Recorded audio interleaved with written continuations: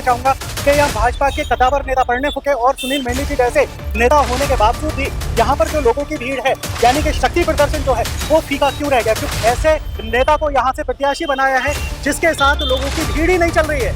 200-250 लोग मुश्किल से हैं, यानी कि बैंड का जो शोर शराबा है वो है, और 200-250 लोग।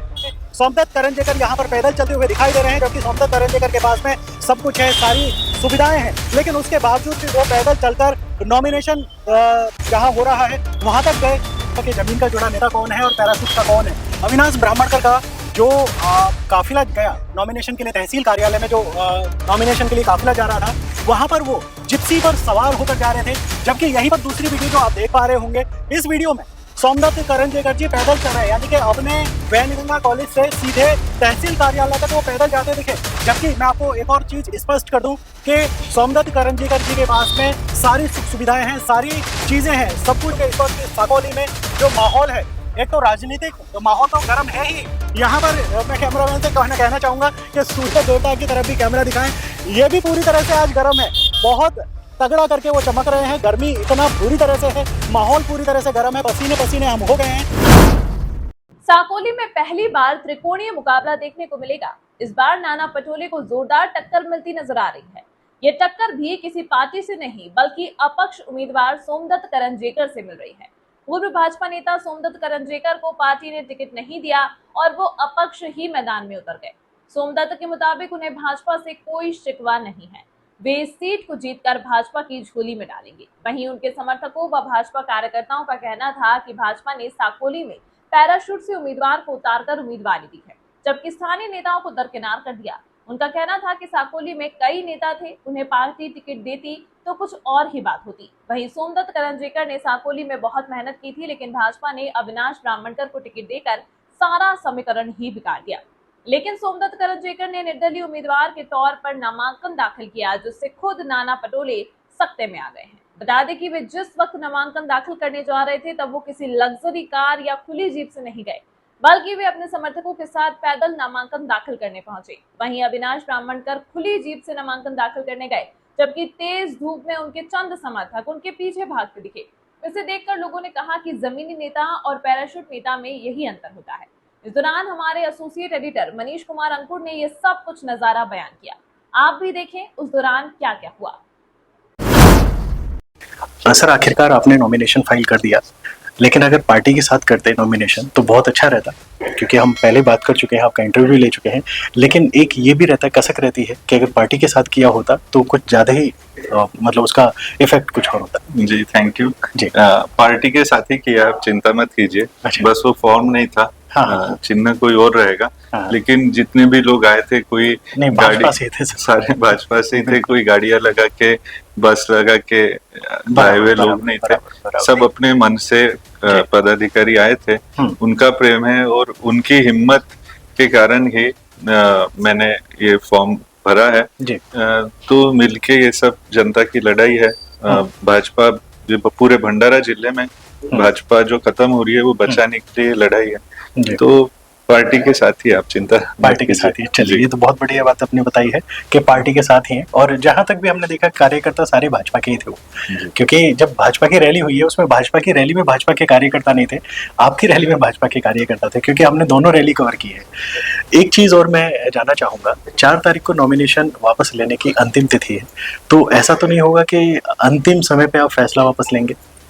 नहीं, क्या है, पिछली बार ये मुझे इसलिए ये सवाल पूछा जाता है क्योंकि मेरे पिताजी जो प्रत्याशी के रूप में उन पे दबाव बनाया गया था। हाँ, फॉर्म भरा और भाजपा से मतलब जो पक्ष सृष्टि से दबाव आया, या फिर हम आपको डेफिनेटली कंसिडर करेंगे जल्दी ही अलग अलग पोजीशंस में, और ऐसे सब कहा गया, और एक पक्ष निष्ठा करके मेरे पिताजी ने विड्रॉ किया।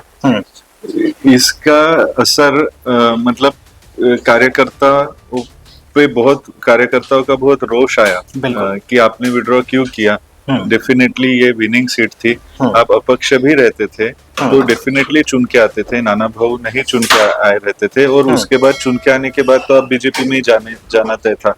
बिल्कुल। तो इसीलिए वो रोष आज भी 5 साल के बाद उतना ही बरकरार है, क्योंकि इतने प्रेम से सब लोग जुड़े थे।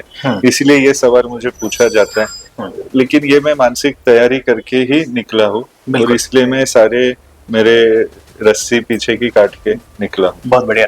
एक चीज और मैं पूछना चाहूंगा कि अभी 2 दिन पहले तक आपका नाम पूरी तरह से चर्चा में था, हर तरफ आप ही का चर्चा थी कि मतलब आप ही यहाँ से भाजपा की तरफ से उम्मीदवार है और आप ही नॉमिनेशन करने वाले हैं, लेकिन अचानक से पैरासूट से एक कैंडिडेट को उतार दिया जाता है, जबकि यहाँ पर उनकी कोई तैयारी नहीं थी, ना ही भाजपा के जो कार्यकर्ता हैं, क्योंकि हमने यहाँ पर माहौल एक पूरा देखने की भी कोशिश की। पूरे साकोली विधानसभा में हम घूमे, गली गली गए, गांव गांव गए, लेकिन वहाँ पे जो माहौल था, किसी के मुंह से हमने अविनाश ब्राह्मणकर जी का नाम नहीं सुना, क्योंकि ज्यादातर जिसके मुंह पर भी नाम था 80% तो हमने आपका सुना और 20% नाना पटोले का। तो उनका नाम अचानक से कैसे फाइनल हो गया? ये पैरासूट का, क्योंकि पैरासूट जो बोला है ये वाकई पैरासूट से उतरे हैं।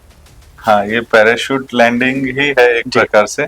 और मैं तैयारी कर रहा था, बाड़ा भाऊ काशीवार, प्रकाश भाऊ, विजयाताई, ऐसे हम लोग तैयारी कर रहे थे। हमने उम्मीदवारी मांगी भी थी और भाजपा ने पदाधिकारियों से नाम भी लिए थे। उसमें अपने सबने रिकमेंड किए थे नाम, लेकिन उसमें कहीं पर भी अविनाश जी का नाम नहीं था। बिल्कुल ना हमारे बूथ लेवल के कार्यकर्ताओं में भी कभी अविनाश जी का नाम था और जनता में भी कभी अविनाश जी ये इलेक्शन लड़ेंगे ऐसा भी नाम नहीं था और भाजपा से लड़ेंगे ऐसा भी नहीं था। तो फिर ये जो अतिक्रमण हो रहा है, या मैं कहूंगा कि ये थोपा क्यों जा रहा है, इसका जवाब तो हमें भी नहीं मिल रहा है। इन चारों में से भी अगर नाम आता तो भी ज्यादा अच्छा रहता। जी, और हम तो आखिरी में इसके लिए भी तैयार थे कि चारों में से भी नहीं, कोई भी भारतीय जनता पार्टी का दीजिए। बिल्कुल। मतलब मैंने तो एक इंटरव्यू में ये भी कहा कि अविनाश ब्राह्मणकर जी जो राष्ट्रवादी का झंडा लेके हैं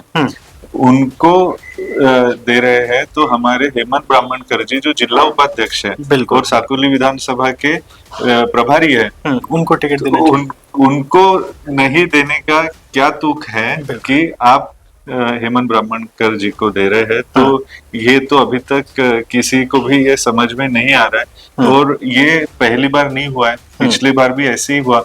20-21 दावेदार थे 2019 में विधानसभा इलेक्शन में साकोली से।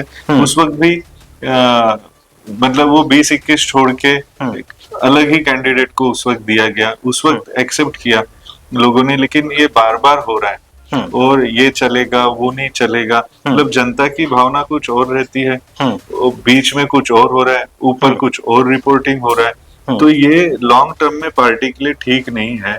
ये संदेश हम दे दे के अभी शायद वो संदेश जा नहीं रहा है, इसीलिए ये नहीं, संदेश तो पूरा पूरा गया है।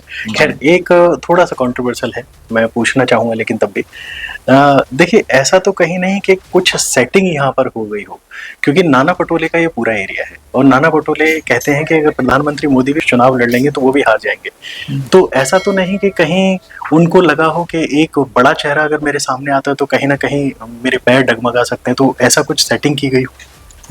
मतलब ये कंट्रोवर्शियल है, लेकिन मैं जवाब चाहूंगा इसमें। जी, अभी तो ये जो डिसीजन मेकिंग में इन्वॉल्व थे वही बता सकते हैं। हम तो जमीन पे काम करने वाले कार्यकर्ता हैं प्रामाणिकता से, इसके बारे में मैं नहीं, एक्चुअली एक ऐसे कैंडिडेट को यहाँ पर टिकट दे दिया गया है जिनके पीछे 250 लोग भी नहीं चल रहे हैं। लेकिन अगर मैंने आपका जो नॉमिनेशन में, मैं आपके नॉमिनेशन में भी गया, वहाँ भाजपा के नॉमिनेशन में भी गया, आपके नॉमिनेशन में 1000 से ज्यादा लोग थे, सर ही सर दिख रहे हैं। उनके नॉमिनेशन में गिनती के लोग।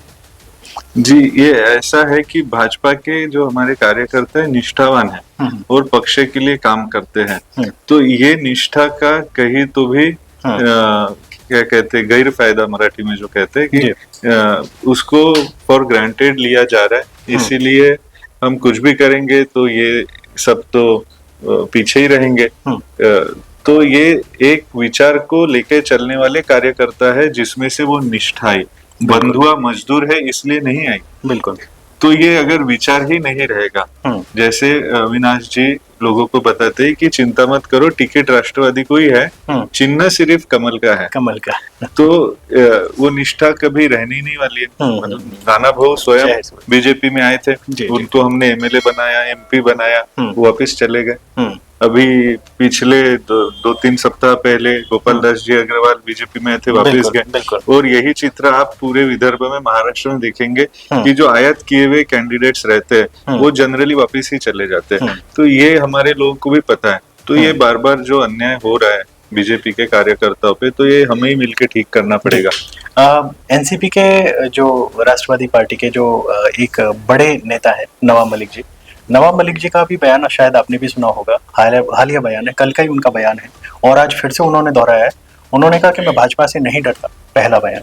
दूसरा, उन्होंने ये कहा कि अजीत पवार जी किसी भी पार्टी में जा सकते हैं, उनके दरवाजे, उनके लिए हर किसी पार्टी के दरवाजे खुले हैं, जब रिजल्ट आएगा तो वो किधर भी, इधर उधर भी जा सकते हैं। लेकिन जो एक विचारों को लेके राजनीति क्यों करना है? समाज का कुछ अच्छा हो, 15, 20, 30, 40 साल के बाद हम कैसा हमारा क्षेत्र देखना चाहते हैं, उसके लिए आज काम करें। बिल्कुल।